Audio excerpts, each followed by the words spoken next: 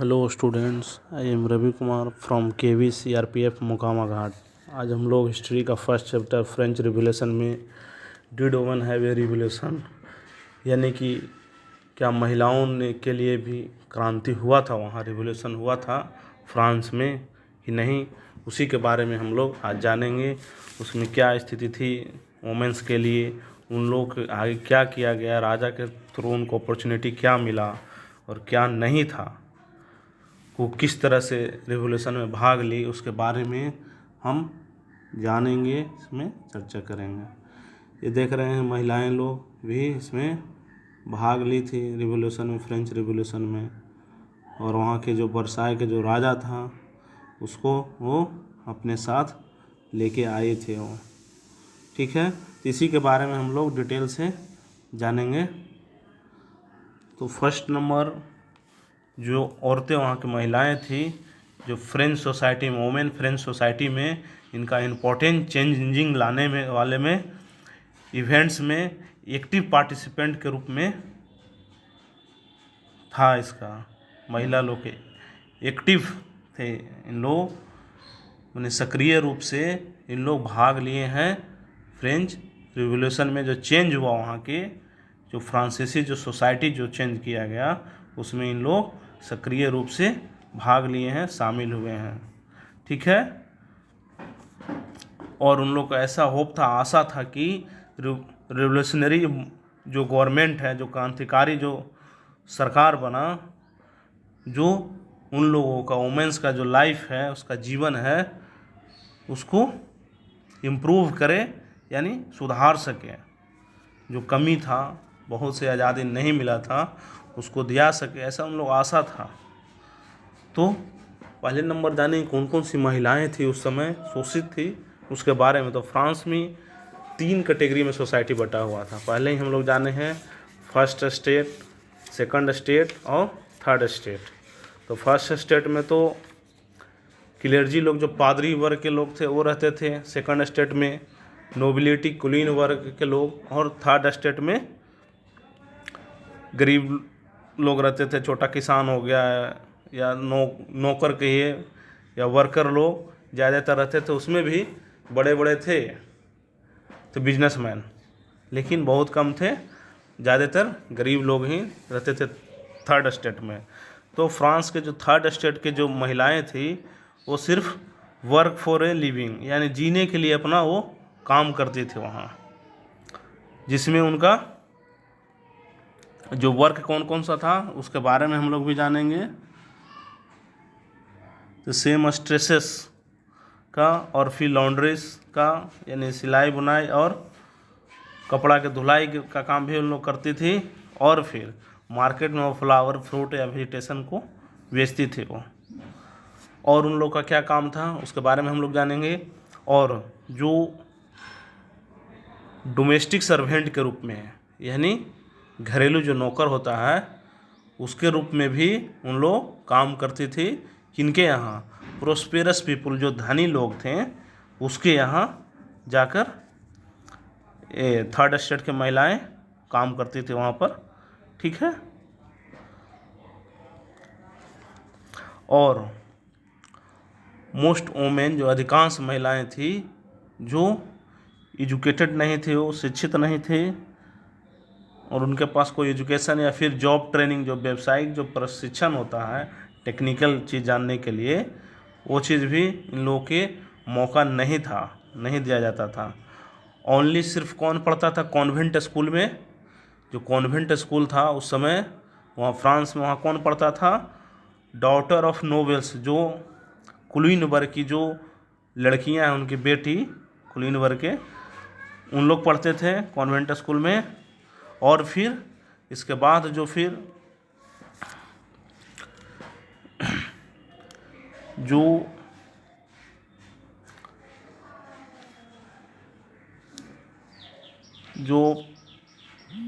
Prosperous, यानी जो समृद्ध घर के, जो थर्ड स्टेट के जो लड़कियां थी,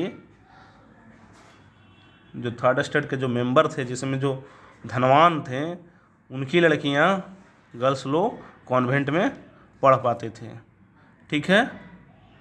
और फिर जानेंगे हम लोग कि फिर उसके बाद क्या होता था कि वहाँ ऐसा रूल नहीं कहिए, एक तरह से प्रथा टाइप का था कि फिर उसके बाद लड़कियों को मैरिज कर दिया जाता, शादी कर दिया जाता था, और फिर जिसके कारण वो आगे पढ़ भी नहीं पाते थे, डेवलप उतना नहीं कर पा रहे थे। और फिर जो वहाँ के वर्किंग वोमेन हैं, वर्किंग वोमेन जो काम करने वाले जो महिलाएं हैं, जो उनको तो काम तो करवे करते थे जाकर कहीं, और उसके साथ साथ अपने फैमिली के लिए कुकिंग का काम, मैंने खाना बनाना, पानी कहीं से लाना, फिर लाइन में लग के जो ब्रेड लाना रहता था वो ब्रेड लाते थे, और अपने बच्चे जो चिल्ड्रेन हुए उसको भी देख रेख करते थे उन लोग। और महिलाओं लोग के वहाँ फ्रांस की बात है कि ये जो पुरुषों के कंपेयर में कम मिलता था, जो मैन थे, पुरुष थे, उनके तुलना में महिलाओं का जो वेज, जो मजदूरी जो होता है काम करने के बाद जो मिलता है वो कम था, पुरुष के बराबर नहीं था। यही सब मांग था उन लोग के, हम लोग के भी बराबर दर्जा दिया जाए। उसके बारे में हम लोग अभी जानेंगे। फिर इसके बाद क्या किया वोमेन लोग, क्या वैसे नहीं मिलेगा हम लोग के, तो वोमेन लोग ने अपना एक पॉलिटिकल क्लब और फिर न्यूज़पेपर्स को स्टार्ट किया वो महिला लोग ने। और इस तरह से फ्रांस में 60 वोमेन क्लब्स यानी 60 महिला क्लब हो गए वहाँ। 60 को महिला लोग डिफरेंट शहर में वहाँ इस्टेब्लिश किया, खोला गया, क्लब को बनाया गया फ्रांस के शहर में। और इसमें सबसे फेमस क्लब कौन था, सबसे प्रसिद्ध मशहूर क्लब के रूप में था ये the society of revolutionary and Republican women. एक क्लब का नाम है the society of revolutionary and Republican women. ये सोसाइटी का नाम है, सबसे मशहूर यानी फेमस सोसाइटी था उस समय फ्रांस का, ठीक है। और उनका डिमांड क्या था, डिमांड के बारे में हम लोग जानेंगे। तो डिमांड था कि पॉलिटिकल राइट दिया जाए मेन की तरह, जो पुरुषों के जो पॉलिटिकल राइट, राजनीतिक अधिकार प्राप्त था, उसी तरह महिलाओं को भी पॉलिटिकल राइट दिया जाए, राजनीतिक अधिकार दिया जाए। और फिर वहाँ 1791 में जब गवर्नमेंट बना था जैकोबिन क्लब के थ्रू, तो वहाँ पर जो कॉन्स्टिट्यूशन था उसमें क्या किया गया था, वहाँ के महिलाएं जो थी उन लोग के पैसिव सिटीजन यानी निष्क्रिय नागरिक के रूप में उन लोग को दर्जा दे दिया गया था कि इन लोग निष्क्रिय हैं। पैसिव सिटीजन के रूप में इन लोग के दर्जा दिया गया था, वहाँ के महिलाओं लोग के निष्क्रिय आदमी, इन लोग को वोट देने का भी अधिकार नहीं था। और फिर वोमेन को राइट टू वोट यानी वोट देने का भी अधिकार नहीं था। तो इसी को उन लोग डिमांड किए कि हम लोग के वोट देने का अधिकार दिया जाए, राइट टू वोट दिया जाए, to the elect to the assembly में भी हम लोग के चुना जाना चाहिए। और फिर पॉलिटिकल ऑफिस यानी जो राजनीतिक पद जो था उसमें भी हम लोग को मिलना चाहिए। इस तरह से वहाँ के महिलाओं ने डिमांड किया, मांग रखा, तभी वहाँ के जो न्यू गवर्नमेंट बना है जो उनके हितों के बारे में प्रतिनिधित्व कर सके, रिप्रेजेंट कर सके। जब तक वोमेन्स कोई नहीं रहेगा तो उसका बात को कौन उठाएगा। जैसे अभी संसद भवन में है तो संसद में जब तक वोमेन नहीं रहेगा तो वोमेन का बात कौन उठाएगा, इसलिए वोमेन को भी लाया जाता है ताकि उनका बात भी लाया जाए। उसी तरह वहाँ फ्रांस के जो कॉन्स्टिट्यूशन बनाया गया था उसमें वहाँ के महिलाओं ने मांग किया कि हम लोग को भी इसमें रखा जाए, हम लोग के हितों का प्रतिनिधित्व किया जा सके न्यू गवर्नमेंट में, ठीक है। और फिर आगे हम लोग जानते हैं अर्ली ईयर्स यानी स्टार्टिंग के जो वर्ष में, प्रारंभिक वर्ष में, जब भी रिवोल्यूशनरी जब गवर्नमेंट जो बना था, क्रांतिकारी सरकार ने वोमेंस के जो लाइफ था, जो जीवन था, उसको सुधारने के लिए कई तरह के लॉ को पास किए, कुछ कानून भी लागू किया गया। इसके लिए गवर्नमेंट ने क्या किया, सबसे पहले स्कूल की एस्टेब्लिश किया, वहाँ स्थापना किया गया, स्कूल बनाया गया, स्कूल बनाया गया, क्रिएशन ऑफ स्टेट स्कूल को वहाँ बनाया गया, और उसमें सभी लड़कियों के लिए स्कूलिंग एजुकेशन जो होता है, स्कूली शिक्षा, वो अनिवार्य किया गया। सभी लड़कियों के पढ़ने के लिए अनिवार्य कंपलसरी कर दिया गया, कंपलसरी फॉर ऑल गर्ल्स, सभी लड़कियों के लिए कंपलसरी किया गया स्कूलिंग एजुकेशन, स्कूली शिक्षा लेने के लिए। और जो लड़की लोग के, जो गर्ल्स के जो फादर होते थे, पिताजी, अब वे जो लड़की होता था उसके मर्जी के खिलाफ वो ज़बरदस्ती अब उनका मैरिज नहीं कर सकते थे, इसका भी रूल पास कर दिया गया। और वहाँ के शादी को, जो मैरिज था उसको सिविल लॉ के अंडर उसको रजिस्टर्ड किया जाने लगा था। ठीक है, जो नागरिक कानून के तहत बनाया गया था उसमें इसको रजिस्टर्ड कर दिया गया मैरिज को।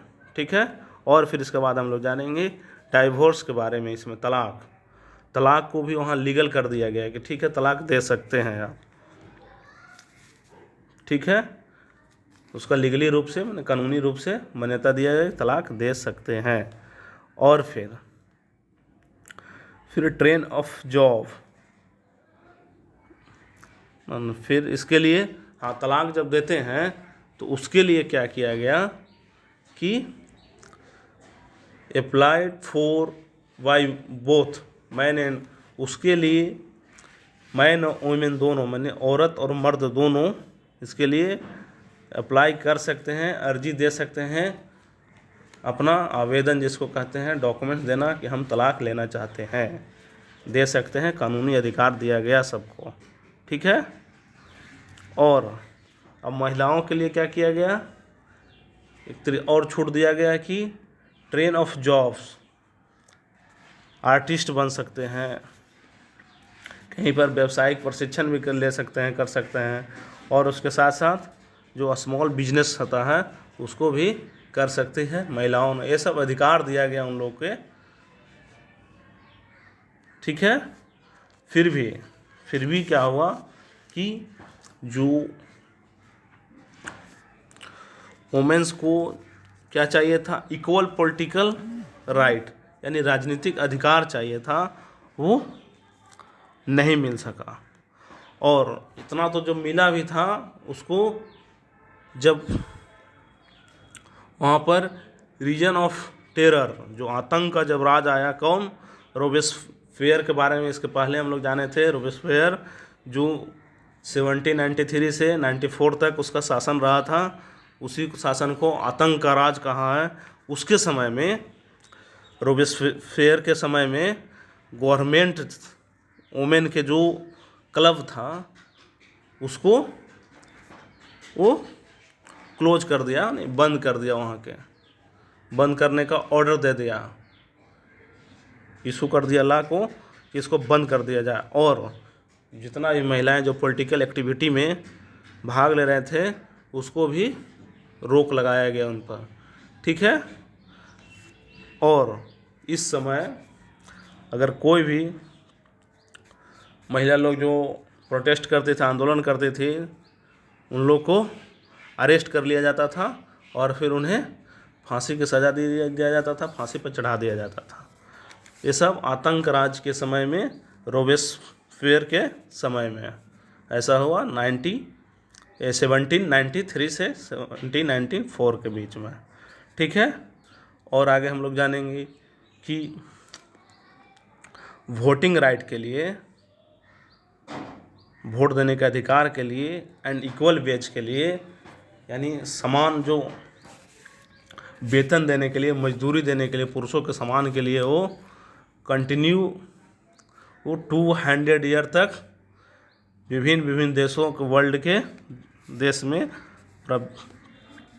इसमें वो जो वुमेन मूवमेंट था वो चलता रहा नेक्स्ट 200 ईयर तक, 200 सालों तक ऐसा चलता रहा। वर्ल्ड के अनेक देशों में, many country of the world के विभिन्न देशों में चलता रहा वुमेन मूवमेंट, नेक्स्ट 200 ईयर तक। किसके लिए?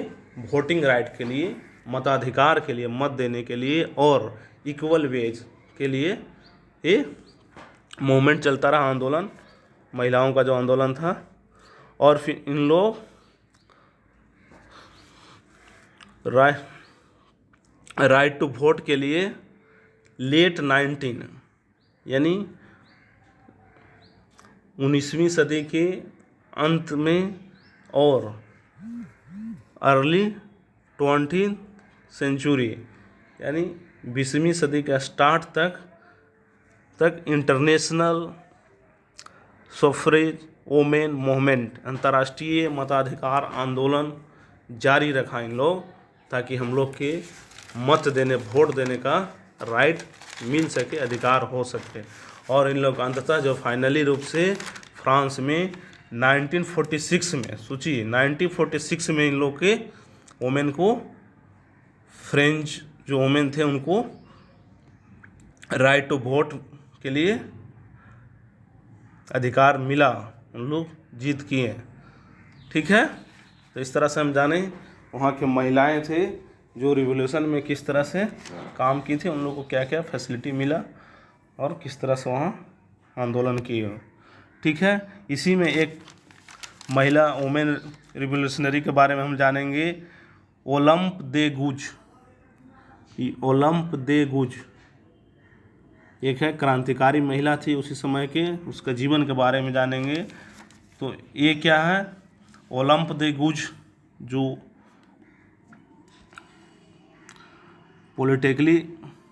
पॉलिटिकली एक्टिव वोमेन थे ये रिवॉल्यूशनरी फ्रेंच में, यानी जो क्रांतिकारी जो फ्रांस था उसमें ही राजनीतिक रूप से सक्रिय महिला में सबसे इम्पोर्टेंट थी, most important of the politically, सबसे महत्वपूर्ण महिला थी ये कौन? ओलंप दे गुज। ठीक है, इसने क्या किया था कि जिस तरह से पुरुष का जो मैन के लिए संविधान जो कॉन्स्टिट्यूशन था वहाँ लाया गया था, कोची डिक्लेयर किया गया था वहाँ, man and citizen, right of man and citizen, यानी पुरुष एवं नागरिक अधिकार के जो घोषणा पत्र जो लाया गया था, डिक्लेरेशन किया गया था, उसी के समतुल्य, उसी के बराबर इसने भी महिलाओं के लिए, महिलाओं के जो बेसिक राइट था उसके लिए वो 1791 में डिक्लेरेशन किया, क्या?